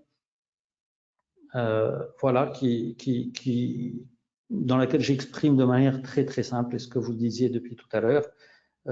Qu'est-ce que l'école ou la formation de demain devrait fournir? Alors, on voudrait avoir des gens qui ont la possibilité de s'insérer économiquement, socialement et culturellement. Des jeunes qui sont capables d'aller très vite au marché du travail. Des gens qui veulent avoir le sentiment de participer activement au développement du pays. Ça a été d'ailleurs notre vision quand on a répondu au modèle de développement du pays, du Maroc, où nous avons parlé de l'acte d'entreprendre. Sa Majesté, que Dieu l'assiste, a, dans ses derniers discours, parlé longuement et à plusieurs reprises de la capacité, de donner la capacité aux jeunes, à tout le monde, de libérer les énergies des jeunes, de leur donner la possibilité d'entreprendre. Entreprendre au Maroc aujourd'hui, tout le monde en parle, enfin, j'en parle parce que je suis à la CGEM, nous savons quels sont les freins à la création d'entreprises, au développement, au financement, etc. Et donc, on voudrait que quand on forme quelqu'un, qu'il soit capable de prendre part à la construction du développement économique et social. La formation tout au long de la vie, ne l'oublions pas. Il faut que les gens puissent se former à n'importe quel âge. Il n'y a pas d'âge pour ça. Donc, il y a aussi la formation continue et tout au long de la vie. Une éducation de qualité, Madame Thompson en a parlé. Je crois que la qualité reste aujourd'hui l'impératif numéro 1 dans l'éducation, quelles que soient ses formes et ses modes. L'interaction permanente avec l'environnement et puis l'accès simplifiant aux ressources pédagogiques. Quand je me rappelle d'un projet où on défendait la possibilité pour le Maroc, pour l'OFPT, de mettre en ligne tout son contenu gratuitement pour tous les citoyens, que n'importe qui pourrait se former dans n'importe quoi, n'importe où, moyennant quelques dirhams. Vous grattez une carte comme la carte de recharge de téléphone, et vous entrez, vous avez vos points, vous achetez votre cours du soir en espagnol ou en plomberie, n'importe où, là, dans votre quartier. Alors, imaginez un peu une offre massive comme ça pour tout le pays, ce serait fabuleux. Ah, magnifique. Possible ou pas, et en combien de temps selon vous? Écoutez, je crois que le Covid nous a montré quand même une chose, c'est que rien n'est linéaire. Si avant je vous disais que le Maroc serait capable de vacciner 3,5 millions de personnes en quelques semaines, vous m'auriez dit ouais, bien sûr, c'est quelle blague. Donc, si vous regardez le passé, ça ne vous dit rien sur l'avenir. Donc, franchement, moi, je veux rester optimiste et vous dire que ce que je viens de vous dire, par exemple, on peut le déployer en 2 ans, 3 ans maximum. Je serais très heureux qu'on puisse le faire en tant que pays. Et je crois que c'est possible. Je crois que c'est vraiment possible. Maintenant, bon, on va passer une année qui va être certainement difficile parce que c'est une année électorale. Donc, on aura beaucoup de changements et tout ça. Nous espérons quand même que franchement, les départements qui travaillent aujourd'hui et globalement, je ne sais pas pour faire de la surenchère, mais je peux vous dire qu'ils font du bon travail aujourd'hui. Personne ne peut critiquer ce qui se fait en industrie aujourd'hui ou même en éducation ou dans plusieurs domaines. Nous avons démontré notre capacité, mais bon, comme je le disais il y a quelques jours, Les Marocains, il faut leur demander de faire un Tangemed ou un UM6P ou de faire le gratte-ciel, tout ça, mais pour faire la queue au cinéma, ça c'est trop facile. Non, on veut faire des choses difficiles. Voilà. Merci beaucoup, Jalal Sharaf, directeur général de la CESUM et président du directoire de l'Observatoire des métiers et des compétences des branches professionnelles. Vous restez bien sûr avec nous dans quelques instants. Des questions, bien sûr, des téléspectateurs, des gens qui nous suivent en ce moment depuis maintenant un peu plus d'1 heure. Je vais donner la parole pour terminer à Madame Patricia King, qui nous fait le plaisir également d'être avec nous. Rebonjour. Rebonjour, oui. Alors, vous êtes à toute nouvelle de la Chambre britannique. Je suis toute nouvelle, voilà, c'est ce que je voulais dire. Je viens, c'est mon 2e mois. Je suis arrivée le 1er février, et donc pour moi le Maroc c'est tout nouveau. Enfin, c'est tout nouveau entre guillemets, puisque mon fils est moitié marocain, donc j'ai quand même un lien de cœur avec le Maroc. Mais oui, je voulais parler surtout des questions de ce qu'a changé la pandémie. Donc, nous avons une pandémie mondiale.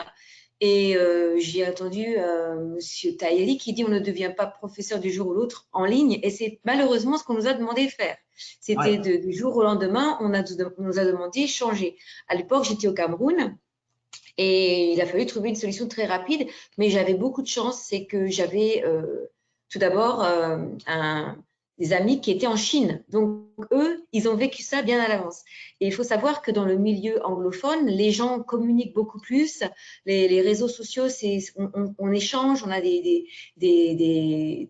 endroits où on communique, qu'est-ce qui se passe, comment faire, et on s'échange entre professionnels des choses. Écoutez, ça nous est arrivé à nous, voilà comment il faut faire. La façon la plus rapide, c'est quoi? C'était utiliser Google Classes en tout premier lieu. Pourquoi? Parce que c'est une chose qui se fait très vite, à clic de doigt, et c'est ce que j'ai fait. Donc, c'est la première chose, c'est qu'il faut se dire que la pandémie sanitaire nous a donné très peu de temps pour agir. Et nos professeurs ont dû bouger très rapidement. Et du jour au lendemain, la préparation a complètement changé. L'environnement d'apprentissage était un autre environnement, et les interactions virtuelles, il a fallu les gérer. Alors, quand on parle comme M. Tahiri, de l'enseignement supérieur, c'est une chose, mais nous avions des enfants qui avaient 4 ans, 3 ans, des petits-enfants. Et là, c'était même très compliqué, même au niveau des admissions, puisqu'ils n'arrivaient pas à relater la réalité, la télévision et le sérieux de l'affaire. Quand on parle avec eux, bonjour, ça va, et eux, ils ne comprenaient pas, c'est pas la télévision, c'est un échange Zoom ou un échange Teams. Bien sûr. Et donc, on s'est très vite rendu compte qu'il y avait apprenant et apprenant. L'apprenant qui est un petit peu plus âgé, qui est un peu plus mature, même entre les garçons et les filles.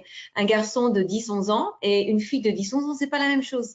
Et les garçons, c'était plus difficile d'accrocher. Donc, on a eu des garçons qui ont décroché plus vite, et ça a été un souci. Et comment faire pour les raccrocher? Comment utiliser des quiz, des questionnaires, des choses qui sont un peu plus interactives, des vidéos, des choses qui sont plus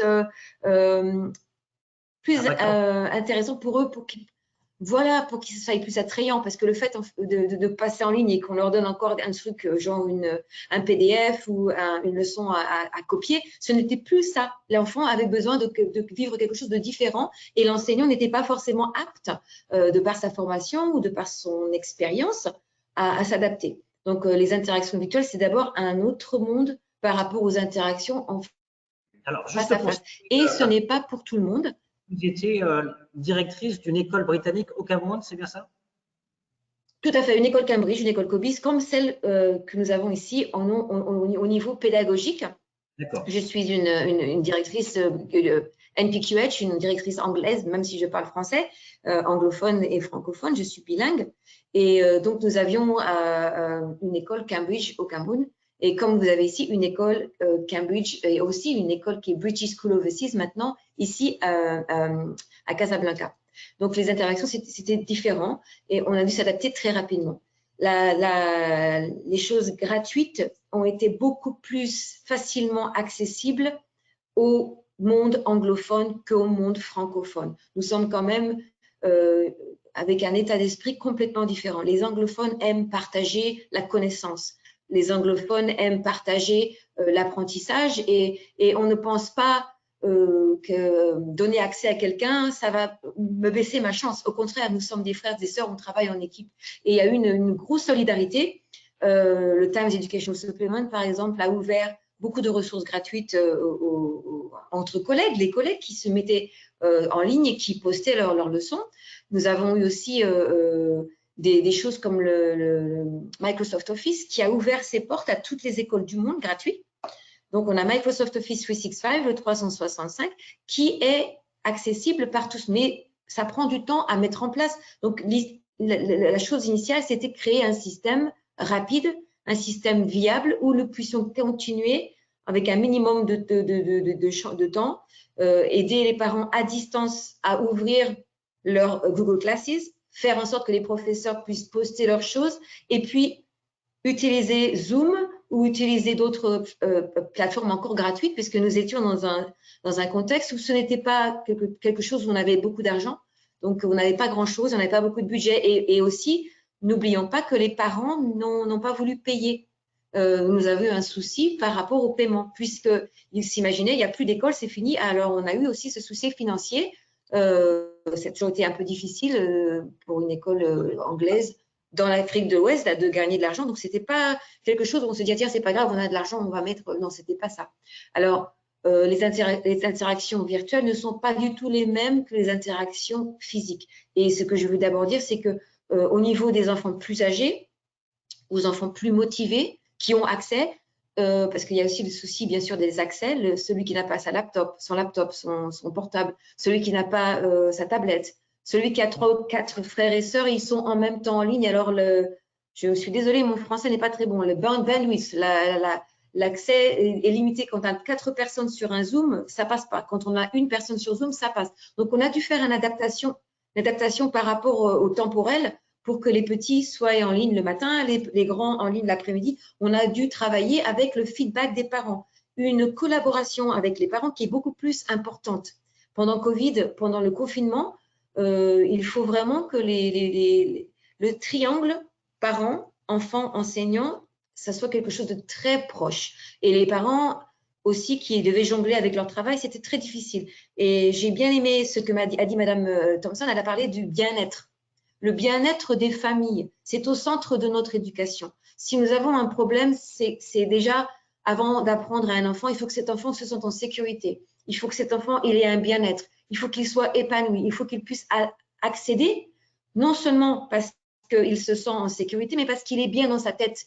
Et forcément, l'enseignement à distance, ça a ses contraintes et ça a ses effets secondaires. Donc, on avait ça aussi à prendre en main. Ensuite, on avait aussi, dans les écoles britanniques, on devait faire et ce qu'on fait aussi à BISC, British International School, des bulles, un système de bulles, pour faire en sorte que quand on va revenir, on ait un système de sens unique, on ait un système d'espace de 2 mètres entre chaque personne, qu'on importe les masques dans les endroits publics ou les endroits partagés, mais que quand on est dans sa bulle, dans sa classe, on n'ait plus ce souci, on peut enlever son masque et on peut gérer s'il y a quelqu'un qui est malade, que ça ne soit pas toute l'école qui soit atteinte. Donc, on a eu pas mal de risk assessment, des documentaires à remplir, des choses à voir, à réétablir, la prise de température, le gel pour désinfecter. Donc, ici, à BISC, c'est comme une machine, c'est très, très bien organisé. On a les assistants qui aident les petits. On a nos mamans qui laissent les enfants avec confiance en sachant qu'il y a la sécurité et qu'ils rentrent ici, ils se désinfectent les mains, ils rentrent en classe, on met le masque quand on est dans le couloir, on enlève quand on est dans la classe.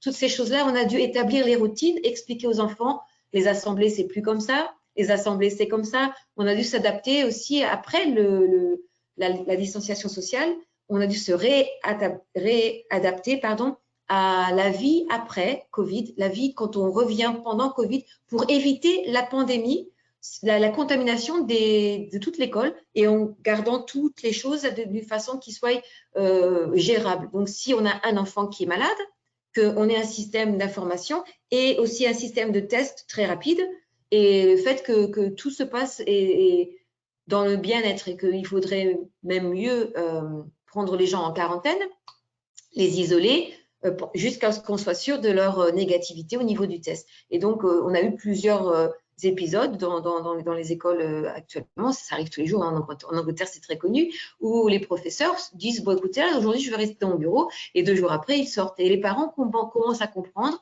que c'est tout à fait normal. Ça ne veut pas dire que cette personne-là a le Covid, ça peut peut-être dire que cette personne-là a été en contact avec une personne qui a elle-même contacté une personne Covid. Donc tout de suite, la première chose, c'est que chaque personne donne les noms des personnes avec qui ils ont été en contact et qui ont eu le Covid pour minimiser les choses. Donc, le système est en route. Notamment au Cameroun, et on voit que finalement, ça vous a servi quelque part maintenant dès votre arrivée à l'école britannique ici à Casablanca. Tout à fait. Un vrai univers qui tient compte finalement non seulement de cette pandémie, mais également du bien-être des enfants. Le bien-être des enfants, c'est ça qui est le plus important dans une école britannique, c'est ça la première chose. Un enfant qui apprend et qui est frustré ou qui n'est pas épanoui, il va pas performer. Nous avons aussi diversifié notre environnement d'apprentissage et nous avons aussi fait en sorte que la créativité ne soit pas oubliée, parce qu'il y a un danger réel quand on travaille en ligne, c'est de faire des choses trop rigides et d'oublier l'individualité, d'oublier la créativité. Et ça, c'est quelque chose que l'éducation britannique, Cambridge, elle embrasse beaucoup.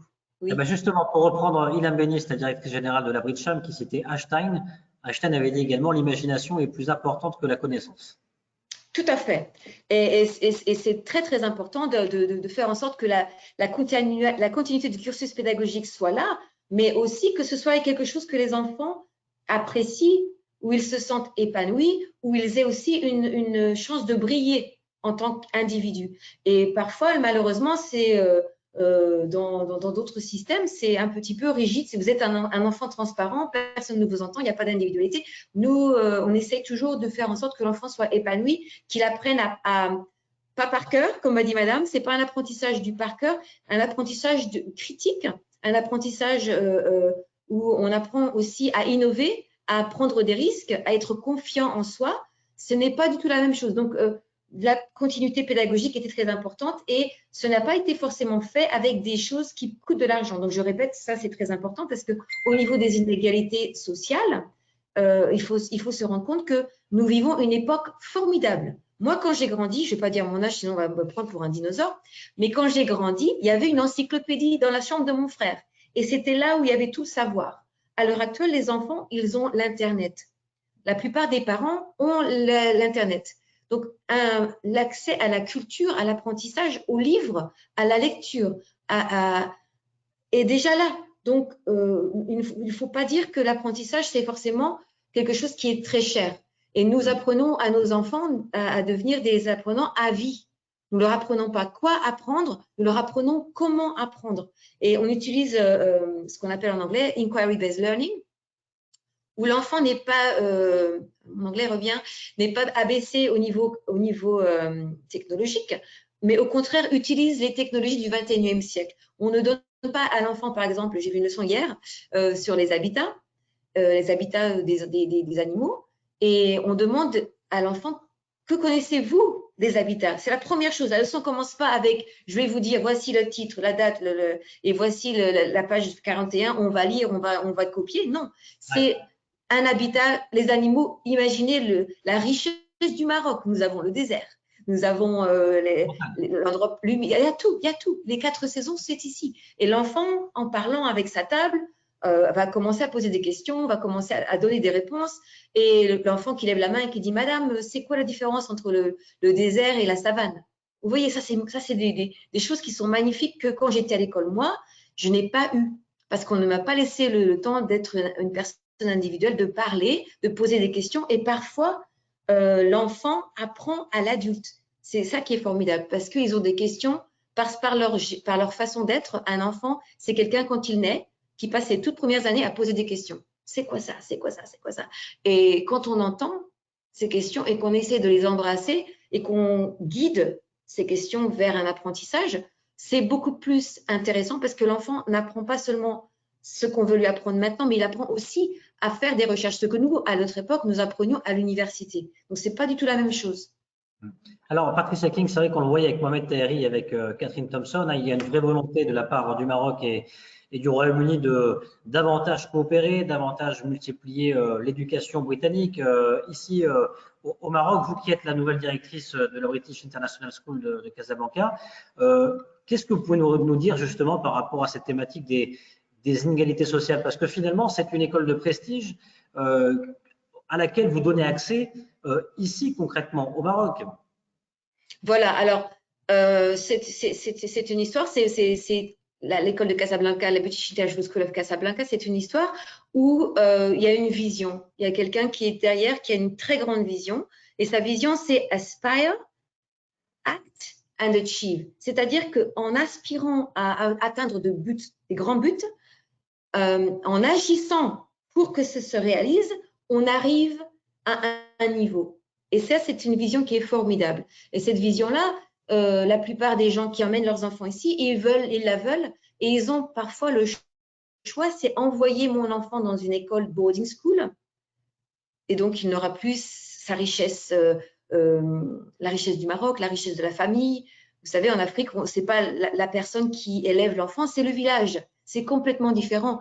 Et donc là, on offre les deux mondes. Le moment où vous passez la guérite de notre sécurité, vous rentrez, vous êtes en Grande-Bretagne, mais vous rentrez chez vous, il y a la famille, il y a les grands-parents, il y a les cousins. C'est un monde qui est quand même très important culturellement, qu'on ne le dépayse pas cet enfant. Et même les grandes écoles comme Eton, quand elles mettent les enfants dans les internats, elles les testent pour savoir est-ce que cet enfant a la maturité, la personnalité qui correspondent à un isolement de sa famille. Ici, on a quand même une chance incroyable. Nous sommes sur le territoire de Nord-Afrique. Nous sommes, comme vous dites, le hub vers l'Europe, vers l'Ouest. Et nous avons quand même cette éducation ici. Ce n'est pas une école juste Cambridge, ce n'est pas une école juste Scobie, c'est une British School Overseas. C'est-à-dire une vraie école britannique qui est gérée avec des inspecteurs qui viennent, qui sont des Ofsted Inspectors, qui est une école qui est aussi gérée par une directrice NPQH, donc une directrice qui est qualifiée en Grande-Bretagne. Et moi, je peux vous garantir que je passe beaucoup de temps dans les classes, c'est mon travail, et je fais du training, je fais des formations pour les professeurs. Donc, je suis là depuis un mois, mais tous les mardis soirs, tous les mercredis soirs, nous faisons des formations, et ce n'est pas moi qui parle du pupitre. De la même façon que nous enseignons à nos élèves, ils sont en groupe, ils travaillent en groupe, ils participent, ils partagent leurs expertises, ils viennent à leurs conclusions.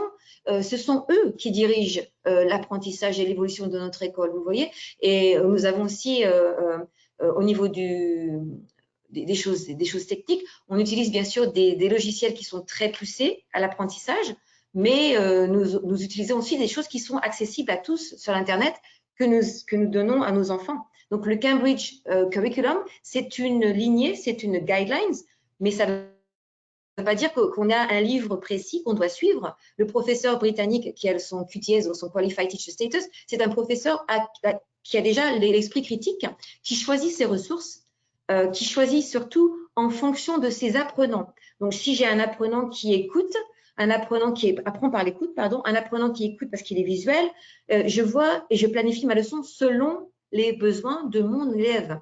Nous avons des petites classes, nous sommes, il est vrai, une école très privilégiée, mais nous avons aussi un système où des enfants qui sont moins privilégiés peuvent accéder à des bourses. Donc, il faut simplement que les gens frappent à la porte, qu'ils disent, voilà mon enfant, j'aimerais que vous évaluez s'il est possible d'avoir une bourse. Et sur application boursière, nous avons des enfants qui ne sont pas forcément de milieux très favorisés, qui peuvent accéder à l'éducation britannique ici sur le sol de Casablanca. Donc, c'est quand même très intéressant.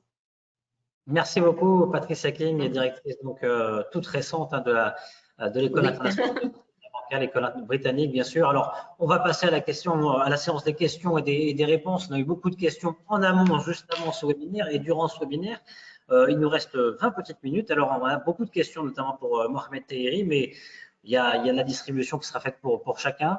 Ne vous inquiétez pas. Mohamed Taheri, alors, on l'a abordé tout à l'heure un petit peu avec vous. Hein. On a une question notamment de… peut-être que je le retrouve parce qu'il y a un flot de questions. Une question justement de Mohamed. Ce n'est pas vous. Hein. Où en sommes-nous vis-à-vis de l'intégration des nouvelles technologies sur notre système d'éducation pédagogique? Notre système pédagogique, pardon. Alors, par contre, je crois que votre micro est désactivé. Là, Alors, on vous entend. comme j'ai dit, il faut dire qu'on a quand même des expériences au niveau pratiquement de toutes les universités du pays, les 12 universités publiques, et même au niveau des universités, bien entendu, privées et partenariats. On a des expériences, on a des enseignants qui ont fait des MOOC, qui ont fait des enseignements à distance. Le problème, c'est que c'est pas généralisé. Donc, des expériences, on les a. On a même une plateforme qu'on a fait donc en coopération avec l'ambassade de France, le SCAC particulièrement, et France Université Numérique. Donc, on a une plateforme Maroc Université Numérique sur laquelle on a pratiquement 25 MOOC qui sont disponibles. D'accord? Donc, il y a des choses. Bon, la crise Covid nous a poussé donc à doubler d'efforts et par conséquent, il y a pas mal donc de ressources maintenant qui ont été générées. Le problème, c'est avoir une infrastructure qui permette finalement un accès aisé et peu coûteux aux étudiants.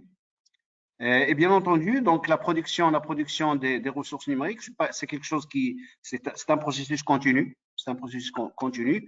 Et donc les enseignants sont à pied d'œuvre, donc de produire. Et puis on a ce projet avec la fondation OCP, OCP, pour équiper les 12 universités par des studios vraiment haut niveau du point de vue technologique. Et aussi donc inciter les collègues, l'ensemble des enseignants à alimenter donc ces plateformes qui seront créées. Alors, j'en profite pour vous poser une autre question. Il y a des choses, c'est pas une satisfaction totale de 100%, bien entendu, évidemment. Bien sûr, rien n'est jamais parfait. Voilà. Mais on touche vers la perfection. Une autre question de Hassan qui se demande comment peut-on espérer la réduction des inégalités sociales? Y a-t-il vraiment régulation dans le domaine de l'éducation nationale? Régulation de quel point de vue? Il faut dire une chose, c'est que, bon, il ne faut pas oublier quand même qu'au niveau du Maroc, l'enseignement supérieur est gratuit, l'enseignement supérieur public est gratuit. Ouais, et puis les étudiants qui sont donc nécessiteux ont également des bourses. Donc un effort très important est fait par l'État pour pouvoir finalement donc permettre, et tout bachelier a le droit à une place au niveau de l'enseignement supérieur.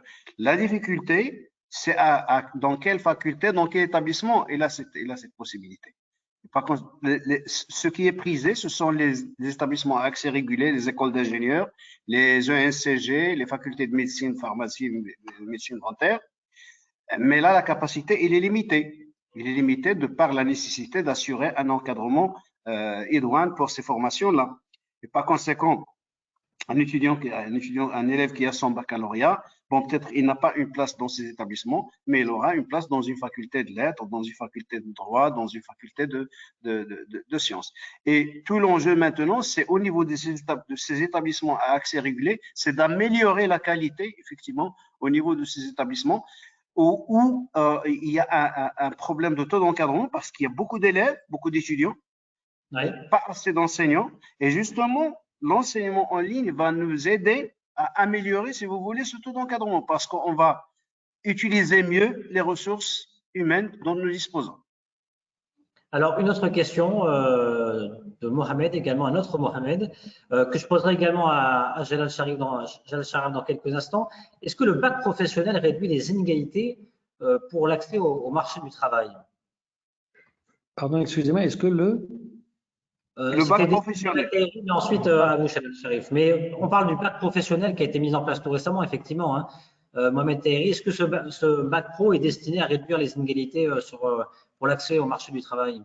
Le bac professionnel, normalement, lorsqu'il a été conçu, c'était pour pouvoir justement permettre à ces bacheliers d'accéder au marché du travail. C'était quelque chose qui est lié directement. Par exemple, des premières études qui ont été faites? Alors, les études que nous avons faites, ce sont ceux qui ont, si vous voulez, désiré accéder à l'enseignement supérieur. Oui. On en a reçu quelques-uns. Bon, je peux dire que si vous voulez, le bilan est un peu mitigé. Bon, ça commence. Voilà. Donc, Mais normalement, pardon, ces bacheliers, c'était justement pour accéder. C'était pour accéder au marché du travail. Bien sûr. Mais justement, et on a la même situation au niveau de la formation professionnelle, justement parce que ce sont des gens qui sont formés pour aller travailler. Bon, maintenant qu'il y ait quelques-uns qui puissent accéder à l'enseignement supérieur, ou effectivement, ce qui est vraiment très très important, c'est cette possibilité d'aller travailler et puis d'accéder après à l'enseignement supérieur, c'est quelque chose effectivement que l'on doit, si vous voulez, mettre en œuvre. Ce sont des possibilités c'est une flexibilité que l'on doit, qu'on n'a pas encore malheureusement, dans notre système, c'est-à-dire on garantit à un jeune bachelier d'avoir sa place, mais pas à quelqu'un qui a travaillé, par exemple, qui a 40 ans et qui veut venir avoir une autre formation. On n'a pas encore cette flexibilité. Et je crois que c'est le volet sur lequel il faudrait qu'on travaille. Alors, on va donner la parole à Jalal Sharaf et puis ensuite à Patricia King, je crois qu'il veut réagir également. Jalal Sharaf, votre regard sur le bac professionnel, c'est un regard plutôt positif. Vous attendez encore des évolutions? Écoutez, franchement, on se pose toujours la question sur l'objectif de l'éducation. On se dit à la base, l'éducation a pour objectif au départ de produire un citoyen, produire des gens qui sont capables de comprendre des choses basiques. Parfois, on a envie de dire, mais que font ces jeunes à l'école? Parce que quand ils sortent, comment ils se comportent? On se dit, mais ils ne savent même pas dire bonjour, ils ne savent même pas faire la queue, c'est pas possible. Pourquoi aller à l'école à ce moment-là? À quoi sert l'école à la base? Donc franchement, l'éducation a pour objectif de former des citoyens. Dit comme ça a l'air tout simple, mais en réalité, vous savez, même pour le modèle de développement, on a parlé de choc de civisme. Nous perdons beaucoup de points de développement à cause de l'incivisme ambiant que nous avons au Maroc. C'est un secret pour personne. Regardez le comportement des gens sur la route, comment on jette les détritus sur des voitures, etc. Toutes ces choses-là qui nous énervent. Un Marocain qui part dans un pays européen, après quelques années, il revient et il dit aux autres, à ses amis, vous les Marocains, vous n'êtes pas disciplinés parce que nous, là-bas en France, on ne fait pas comme ça. C'est marrant, mais pourquoi? On s'est posé la question. J'aimerais bien qu'il y ait plus de sociologues qui répondent à toutes ces questions-là. Pourquoi nous n'arrivons pas à faire comme les Japonais et, je ne sais pas moi, les Allemands et tout ça? Pourquoi? Ouais. Et donc, un bac professionnel, pour répondre à la question, je n'ai pas de statistiques pour pouvoir me prononcer, mais franchement, un jeune, je ne sais pas moi, pour moi, l'école, il faudrait quand même, ça ne devrait pas, c'est un avis personnel, ne devrait pas former tout de suite pour le professionnel, pour le travail. Le travail, comme j'ai dit tout à l'heure, c'est plus facile techniquement quand vous avez des gens qui ont la bonne attitude. Donc aujourd'hui, c'est aussi le problème de l'enseignement supérieur et de tout le système de formation professionnelle après. Quand vous récupérez des gens qui sont très difficiles à manier, comment vous voulez produire des citoyens qui en plus peuvent travailler? Et donc, bac professionnel, je ne sais pas ce que ça donne sur le terrain, franchement, mais nous avons par contre beaucoup d'interactions avec le monde de la formation professionnelle. Et je peux vous dire qu'il y a quand même quelques réussites qui montrent que nous avons pu construire une industrie automobile qui est exceptionnelle, une industrie aéronautique qui est incroyable. Et le Maroc, en très peu d'années, a réussi à devenir un hub pour tellement d'industries pour lesquelles avant on croyait que c'était infaisable. Donc ça veut dire au moins tout ça, ça nous dit que c'est possible. On peut y arriver rapidement. On n'est pas obligé de passer par les mêmes problèmes par lesquels sont passés les autres pays. Patricia King, vous voulez réagir au bac professionnel?